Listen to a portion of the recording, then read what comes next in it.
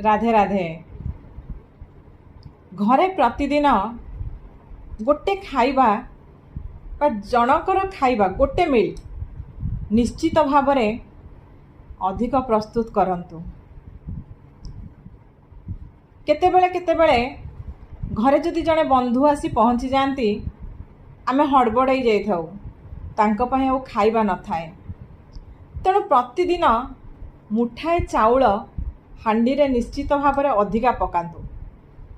धरंतु जदि सेदिन केही अतिथि आम घर को न आसीछंती, से खाद्य को आमे गोमाता को मध्य समर्पण करि परिबा। किंतु निश्चित हांडी रे अधिका मुठाए चाउल पकांतु।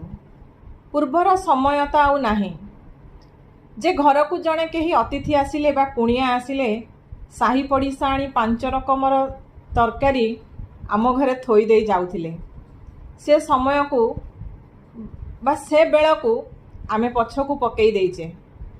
तेणु जदि कहीं अतिथि कि कुणिया आसी घरे पहुँचती आमे व्यस्त हो पड़ू बा संगे संगे बजार को आमे धाई जाइथाउ किणी करी खाद्य किछि आनिबा पई।